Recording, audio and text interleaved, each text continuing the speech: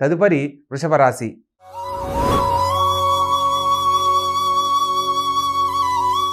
ఈ యొక్క వృషభ రాశి జాతకులకు లగ్నంలో తృతీయాధిపతి అయిన చంద్రుడు సంచరించడము ప్రతి పనిని ఎంతో చాకచక్యంగా తెలివిగా వ్యవహరిస్తారు. వారం చివరిలో తృతీయ స్థానంలోకి మారుతున్న చంద్రుని కారణంగా తోడబుట్టిన వారి సహాయ సహకారాలు చక్కగా అందుకుంటారు. తద్వారా మంచి జీవితాన్ని పొందడానికి తీసుకునే నిర్ణయాలన్నీ అనుకూలిస్తాయి. పంచమ స్థానంలో కేతుగ్రహ సంచారం జరుగుతున్న కారణంగా సంతాన భాగ్యం కోసం ఎదురుచూస్తున్న వారు ఆరోగ్య విషయంలో కడు జాగ్రత్తలు పాటించాలనేది సూచనగా తెలియజేయడం జరుగుతుంది. ప్రత్యేకంగా కుటుంబంలో తల్లిదండ్రులు పిల్లల యొక్క భవిష్యత్తుకు సంబంధించి తీసుకునే నిర్ణయాలలో తగు జాగ్రత్తలు తీసుకోవాలి. అష్టమ స్థానంలో బుధుడు, కుజుడు మరియు శుక్రగ్రహ సంచారం జరుగుతున్న కారణంగా ముఖ్యమైన విషయాలలో కోర్టు సంబంధ రీత్యా పరిష్కారం కాని సమస్యలు వాయిదా వేయాలి. జీవిత భాగస్వామితో ఎటువంటి వాదోపవాదనలకు వెళ్ళకూడదు. భాగస్వామ్య వ్యాపారస్తుల మధ్య విభేదాలు కలగకుండా జాగ్రత్త పడాలి. దూర ప్రాంత ప్రయాణాలను మానుకోవాలి.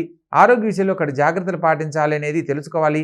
ధన సంబంధమైన విషయాలలో ఎటువంటి రుణ సంబంధమైన అంటే ఎవరైనా డబ్బులు ఇస్తున్నారని అప్పులు చేయడం కానీ ఇటువంటివి ఈ సందర్భంలో చేయకూడదన్న సత్యాన్ని తెలుసుకోవాలి.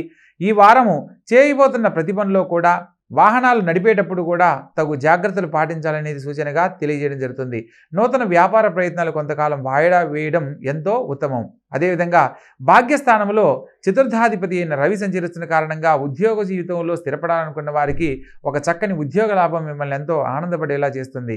రాజ్యస్థానంలో రాజ్యస్థానాధిపతి అయిన శని సంచారము విశేషమైన రాజకీయ పలుకుబడికి ప్రజల యొక్క గుర్తింపు లభించడానికి ఇది అనుకూలమైన కాలంగా చెప్పడం జరుగుతుంది.